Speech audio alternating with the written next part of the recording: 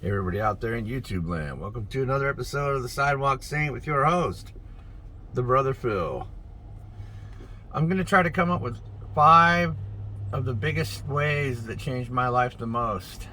You're talking to a man that's crawled out of the gutter into a really great life. And I'm not going to toot my own horn. But my life is, considering what's going on right now, not even considering what's going on right now, if everything was perfect, I'm still above and beyond that for sure. And the amazingness of abundance of money and happiness and everything, and the changing of everybody around me. So I want to share the ways that, hopefully 5 ways that you can change your life for the better. So let's get started. One big thing I like to do is align with my house. What does aligning with your house mean? What you do is you keep... Let me tell you a quick story about that first. So this might be a long video, sorry. I hope you guys got the time to watch. So I was having my cars broken into, like you'd think is an everyday average person's life, right? Well, I'm going to tell you it's not. Nope. Well, it is average every day. But when you clear your home and align your home and just set a nice, I'd say an energy pyramid around it would be a good description. And just imagine it being filled with light and alignment and peace, while being aware that other people in the house need to be aligned with it too, because some people, you know how the in-laws come over and everything goes to hell? Well, people's bad energy can mess up your house and stop there from being peace in your house. Like my wife's father-in-law moves in, and we almost got divorced 3 times because he was there and she wouldn't admit it.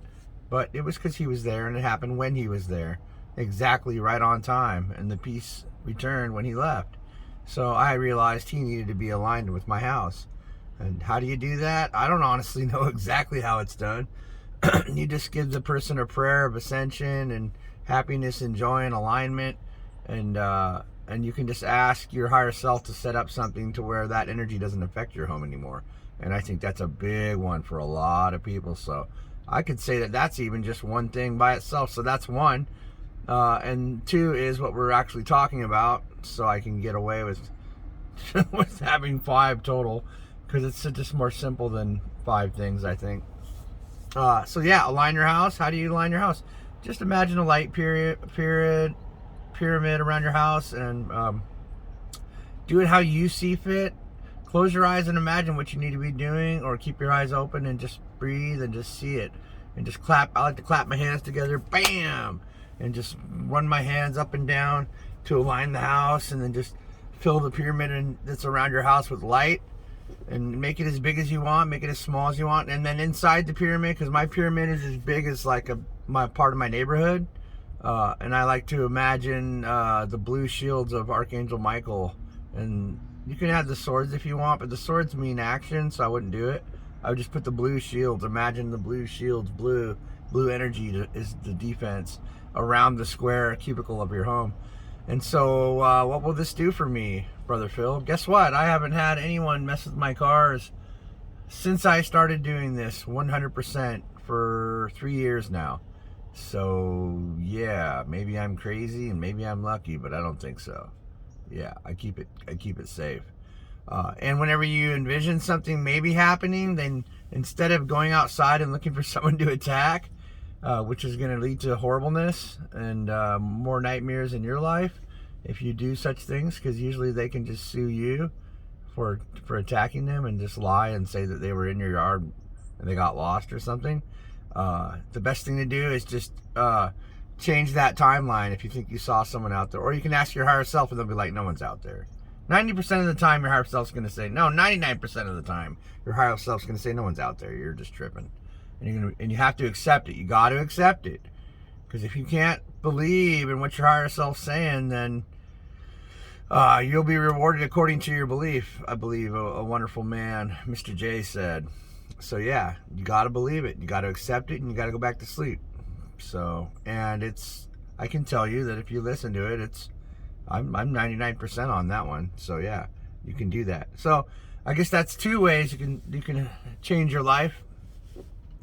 Another big way to do it is, if you haven't gotten into your higher self stuff yet, is to connect to your higher self. Disconnect the brain from decision making, because the brain has created this horrific society and almost the complete destruction of planets and genocide and things like that.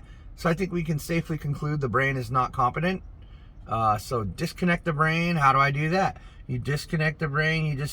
You can tell it to stop, to say good job, thank you, but I relieve you of your duty of decision making. And does that make sense? No, it doesn't, but you just have to trust me.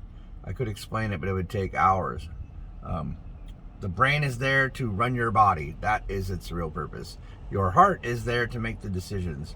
And these aren't physical properties we're dealing with. This is your heart having etherical energies and abilities. And apparently something in the heart scientifically does actually have many more times the thinking capability than your brain does. So science will get into that eventually, and I'm not going to try to explain it. I do know it, but I'm not going to explain it. Maybe another video. So connect your brain to the decision-making process, and then imagine a cord going up to your brain to make the final speech. The brain is the puppet, the heart is the decision maker, and the higher self is in the heart. So that's what that is. That's a big deal. You do that, and you'll change like the same day. Things will change the same day. You'll be like, whoa. Your heart makes really loving and great decisions, and connecting to your higher self will make the greatest and highest outcomes financially, in your home, and with your children, and with your husband or wife, and whatever, and your business and jobs and everything. Man, it's just a miracle worker. Just holy moly, miracles. So yeah, that's number 3. Let's see if we can do number 4. Number 4, what's number 4? I would say a big thing with society is the road rage deal, and the road, and everybody's battling on the road. It's like their place to go out and let their pain thrive, you know? So trying not to be a part of that, staying centered while you do, and then if you do become a part of it, not lending energy to it. The last one might be the only one you don't understand, so I'm going to say to step outside of your box when you get into that thing where you're kind of road driving crazy a little bit, and to see it from the outside. And what'll happen is you won't be involving your emotions when you do that, because you render the activity helpless or harmless or inert, if you want to say it. I don't know why, but when you witness something, it no longer has any power. You take away its power, and then you just get to see it. So not lending energy to cutting back off that person will probably do you right. And it sounds strange, but just try it. Just, or just take a deep breath and don't accept that things are gonna do anything. Don't react. Do not react. The reaction muscle in your energy field or whatever, I don't even know what it is. Apparently it's been put there by people that want us to go to war and be horrible. So remember that when it tries to come out and tries to attack people, or get mad or start yelling out of the window. Don't do it. Don't do it. And if you get to a high enough level with that one, you'll be able to get out the door and look like you're going to scream at them and go, "I love you, brother. I'm sorry." And they'll be like, "What?" Yeah, that's a good one. I've done that. It's amazing. Or you could pretend like, like you just get to blow them a kiss or something. And, if you're a guy, you can pretend like you're gay or something. That usually turns, they're like, "What?" Blow them a kiss. Okay, so that's 4. Can we do a number 5? Can I get a number 5? My beloved council of light. They're like, "No, you're not. No, your higher self will be doing that." Okay, my higher self. Yeah, I'm talking to myself because they talk to me, and it's not a council thing. Believe in the ascension. Okay, all right, the council's like, fine, here, take it. Believe in the ascension. Believe in that humanity is moving forward, and things are getting better, and it will reflect in your everyday with more delightful interactions amongst the people. And I'm starting to see that, and you'll want to talk to people. Even if you're a hermit, you'll be more, you can interact without even talking too. Remember that. Just a smile, or a glance and a smile, or you can send them light and love, especially the people that you normally wouldn't want to. Those are the people that need it the most. So it's a big deal. And remember, what you're cracking open right here is a big deal. What you receive, you will receive as you give. You give, and then that's what you'll receive, right? And before, you had to wait a lifetime to reap something like that, but now it happens instantaneous. So you start doing good things, even if you didn't even mean it. Just try it. Just say it. Just do it. Just say good luck to that bum. Don't say, oh, scum, or let the scum voice come through and be like, no, I don't accept that. No thanks. I send that guy love, and I hope things go good for him. And don't decide what's good for those people. That's a big one. Do not decide what you think is good for someone. And this is where all arguments come from. This is where all fights come from. This is where all disagreements come from. You cannot and will not and should not and are not supposed to, for any reason, put your ideas on other people. And that is why people don't like authority. Because they don't really have authority. No authority has authority over you. That's a really big one. That's a whole video for sure.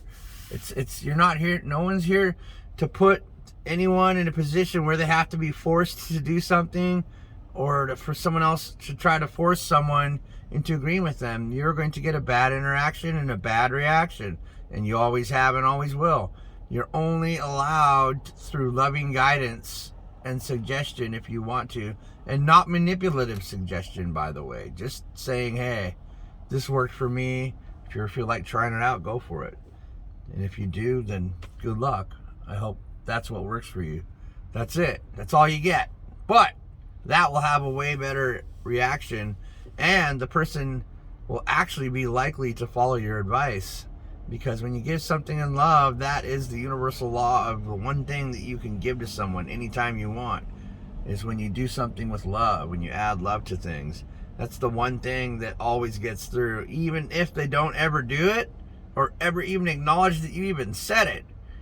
When it's lodged in their heart, what are they going to do? It's there. You did it. You did way more than you did by getting in a fight. Because when you fight, the ego is the only thing talking, and ain't nothing good going to come from it. All that's going to happen is one or the other person is going to talk till the other one walks away, or until the other one pretends like they agree. It's a sad, sad way of miscommunication. There's no communication. So when someone's arguing, someone's yelling, don't waste your time. Walk away, come back later, and then just say, I'm sorry, man. I didn't mean to push something in your face. I just felt like that might be a good idea.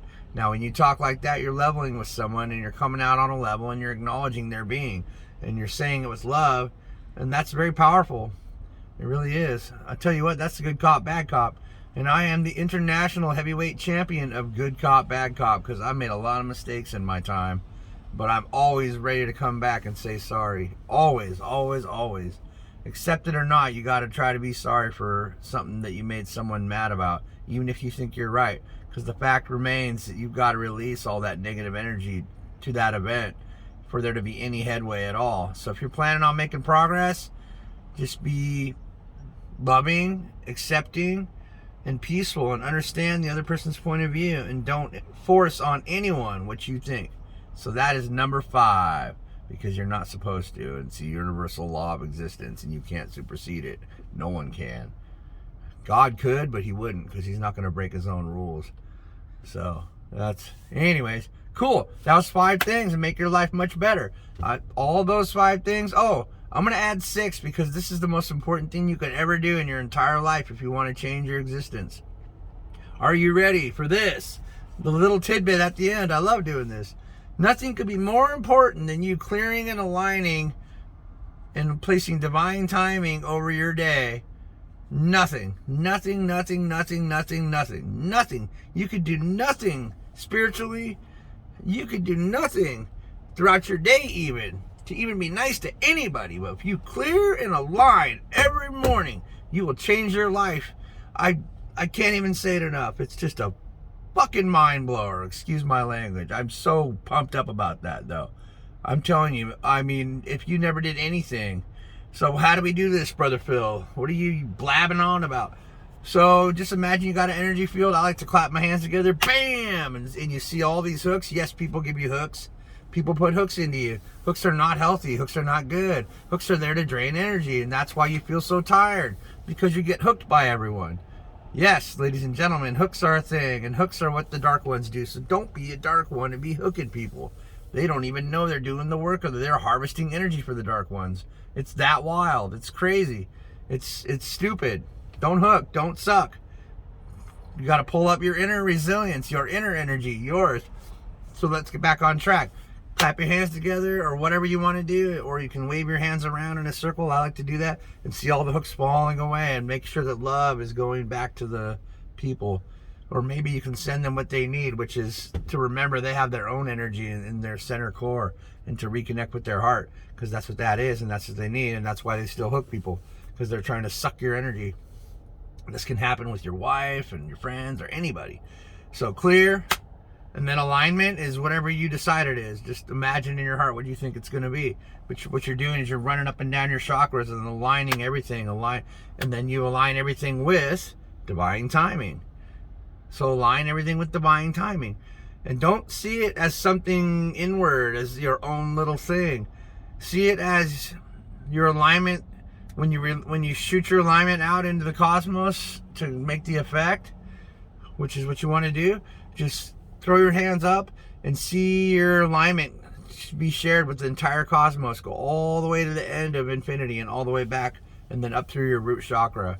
Very powerful, because the more you give to others, it's impossible not to receive that which you give. And so giving to all the cosmos for sure will ensure that you get it times a million. So that's it, guys. I hope it all made sense, and you guys are genuinely loved by me. Every last one of you, from the oligarchs, whatever that means, from the Council of 28, they call them oligarchs, to the dark ones, and all the way up to, your local priests, or just your kids and your friends and your neighbors, and even that kid that's trying to steal shit out of your car.